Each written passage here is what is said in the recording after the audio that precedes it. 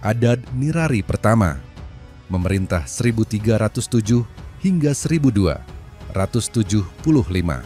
sebelum Masehi adalah raja Kekaisaran Asyur yang memulai perluasan besar pertama kerajaan Asyur dari kota Asyur ke seluruh wilayah Mesopotamia. Ia juga melembagakan apa yang kemudian menjadi prosedur standar Asyur, merelokasi sebagian besar penduduk di wilayah taklukan. Adad Nirari pertama memerintah selama periode yang dikenal oleh para cendekiawan modern sebagai Kekaisaran Tengah dan memperluas perbatasan secara signifikan. Ia paling dikenal sebagai raja yang menaklukkan Mitanni dan mendirikan Kekaisaran Asyur sebagai entitas nasional yang setara dengan kekuatan besar lainnya di wilayah tersebut. Kerajaan Mitanni telah bangkit dari tanah Hurrian di Anatolia Timur dan cukup kuat untuk menekan harapan Asyur akan otonomi. Ketika Raja Het-Supiloliuma pertama 1344 hingga 1322 sebelum Masehi mematahkan kekuasaan Mitanni, Asyur melihat kesempatan untuk meluncurkan inisiatif mereka sendiri dan mencoba merebutnya. Namun, mereka dihalangi oleh taktik Supiloliuma pertama dengan menempatkan penguasa Het di takhta Mitanni dan memegang wilayah itu dengan kuat di bawah kendali Het. Raja Asyur, Asyur-uballit, pertama mengalahkan orang Het dan memperluas kerajaan Asyur keluar dari ibu kota mereka di kota Asyur. Tetapi dua raja berikutnya tidak melakukan apapun untuk memanfaatkan keberhasilan ini, dan orang Het mengambil kembali tanah itu. Adad Nirari pertama menggantikan ayahnya, Arik dan Ili, yang telah mempertahankan kerajaan Asyur, tetapi tidak melakukan apapun untuk memperluas atau mengembangkannya. Adad Nirari pertama menunjukkan dirinya sebagai penguasa yang ambisius sejak awal pemerintahannya dengan merevitalisasi militer dan meluncurkan kampanye yang akan meletakkan dasar bagi kemegahan negara Asyur di masa depan.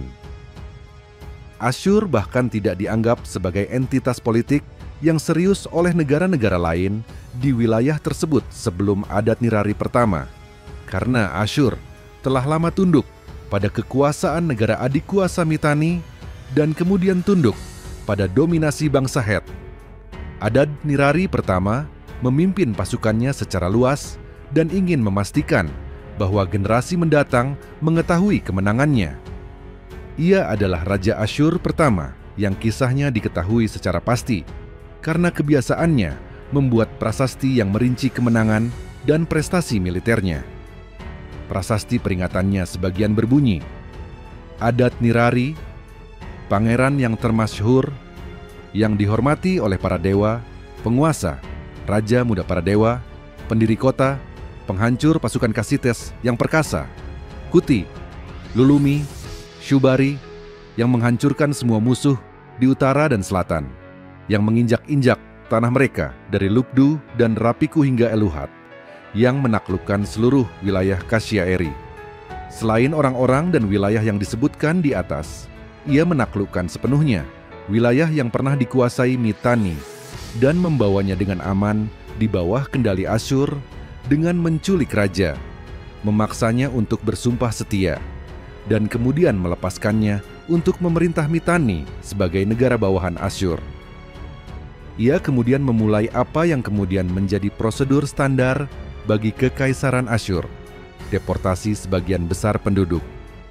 Ini bukan hanya hukuman yang dijatuhkan kepada orang-orang yang ditaklukkan, tetapi juga cara untuk menambah pertumbuhan dan stabilitas kekaisaran dengan cara mereka yang direlokasi berasimilasi ke dalam komunitas yang sudah ada sebelumnya, yang mendapat keuntungan dari kerja keras atau bidang keahlian mereka. Jika juru tulis dibutuhkan di kota tertentu, maka orang-orang yang terpelajar direlokasi ke sana. Sementara jika tenaga kerja manual dibutuhkan pada proyek pembangunan di kota lain, para pekerja dikirim ke lokasi itu. Relokasi penduduk asli tentu juga berdampak pada penurunan kemungkinan pemberontakan, tetapi tampaknya hal itu terutama diarahkan pada peningkatan keseluruhan kekaisaran secara keseluruhan. Sejarawan Karen Ratner mengomentari hal ini, menulis, "Orang-orang yang dideportasi, tenaga kerja mereka, dan kemampuan mereka sangat berharga bagi negara Asyur, dan relokasi mereka direncanakan dan diatur dengan saksama. Kita tidak boleh membayangkan perjalanan para pelarian miskin yang menjadi mangsa empuk kelaparan dan penyakit. Orang-orang yang dideportasi dimaksudkan untuk melakukan perjalanan senyaman dan seaman mungkin agar dapat mencapai tujuan mereka dalam kondisi fisik yang baik."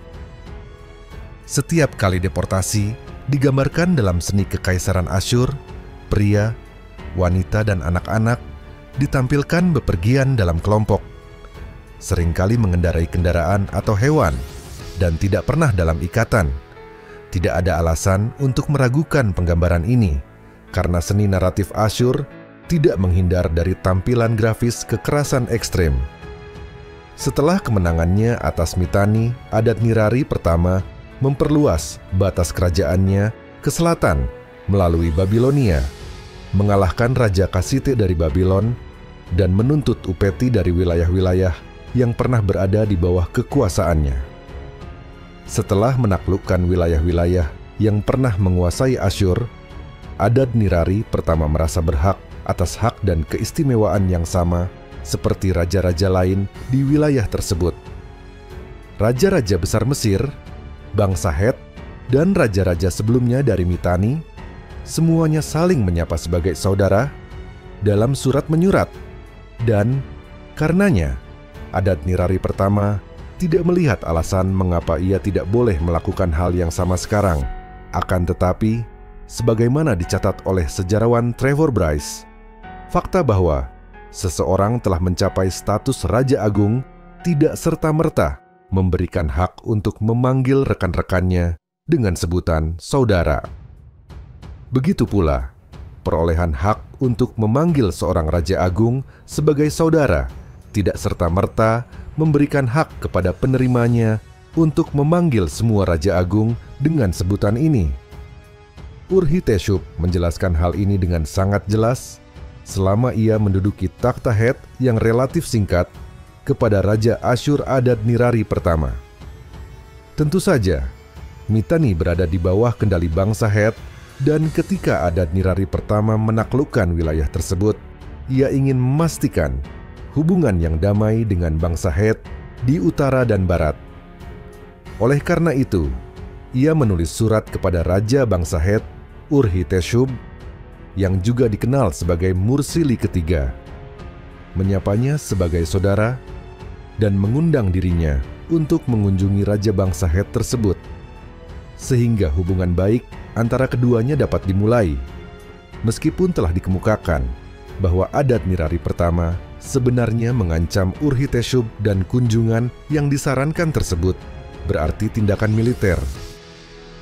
Urhi-Teshub menanggapi dengan menulis, "Mengapa Anda terus berbicara tentang persaudaraan? Atas dasar apa saya harus menulis surat kepada Anda tentang persaudaraan? Apakah mereka yang tidak berhubungan baik biasanya saling menulis surat tentang persaudaraan? Atas dasar apa saya harus menulis surat kepada Anda tentang persaudaraan? Apakah Anda dan saya dilahirkan dari satu ibu?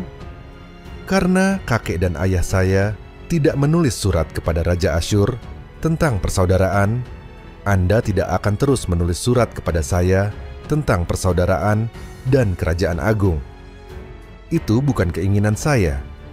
Penghinaan ini tampaknya tidak mengganggu adat Nirari pertama, yang terus bersikap sebagai seorang Raja Agung yang layak dihormati oleh para penguasa lainnya, hingga menjadi jelas bagi para penguasa lain di wilayah tersebut bahwa dia sebenarnya salah satu dari mereka dan layak mendapatkan penghormatan yang sama.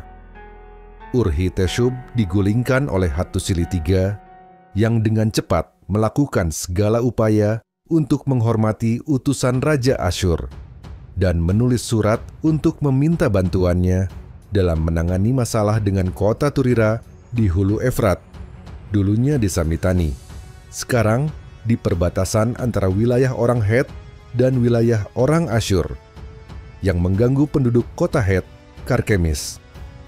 Tampaknya tidak ada catatan yang menunjukkan adat Nirari pertama mengirim bantuan apapun ke Karkemis, dan sisa surat Hattusili III dapat menjelaskan alasannya.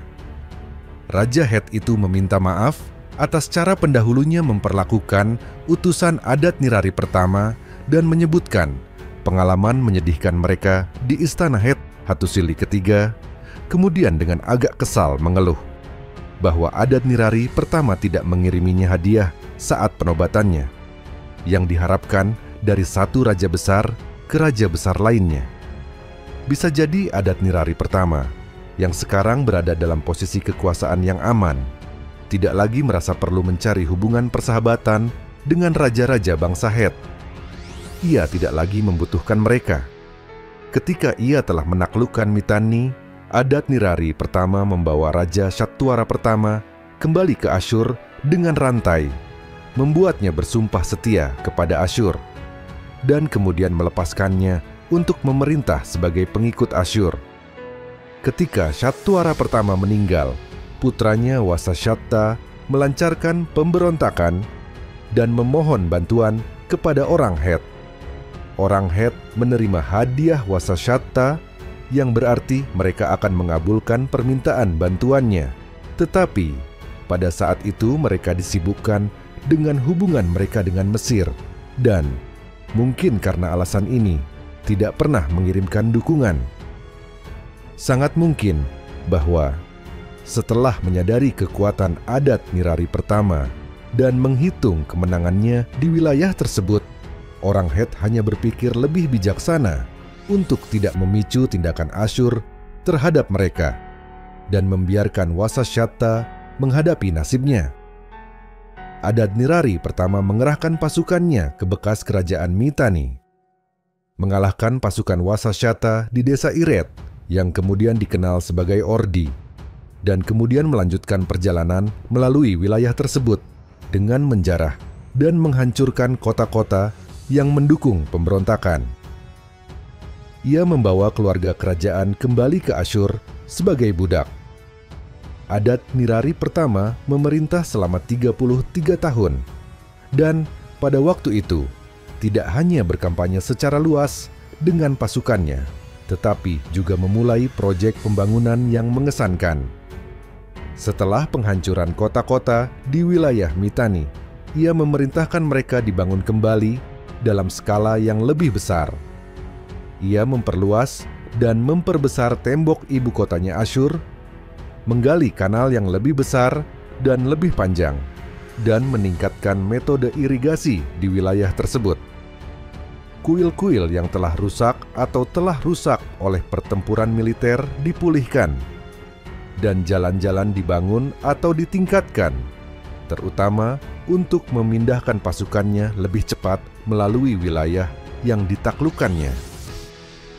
Dengan merelokasi segmen-segmen tertentu dari populasi, ia mampu memaksimalkan efisiensi masyarakat dalam memproduksi komoditas yang diperlukan, yang meningkatkan kekayaan individu mereka dan kekayaan kekaisaran melalui perdagangan. Setelah kematiannya, putranya Shalmaneser pertama naik takhta dan melanjutkan kebijakan ayahnya. Putra Shalmaneser pertama, Tikulti Ninurta pertama, 1244 sampai 1208 sebelum Masehi, akan memperluas kebijakan ini dan berkampanye dengan pasukannya lebih jauh daripada yang telah dilakukan. Adat Nirari pertama. Prestasi. Adat Nirari pertama memberi raja-raja berikutnya ini sumber daya untuk memperluas kekaisaran lebih jauh, dan yang lebih penting, untuk mempertahankannya melalui periode yang kemudian dikenal sebagai runtuhnya zaman perunggu, sekitar 1200 sebelum Masehi. Sementara peradaban lain hancur, kekaisaran Asyur tetap relatif utuh, dan dengan bangkitnya Tiglath-Pileser pertama yang agung 1115 sampai 1076 sebelum Masehi, akan terus menjadi kekaisaran terbesar di timur dekat kuno.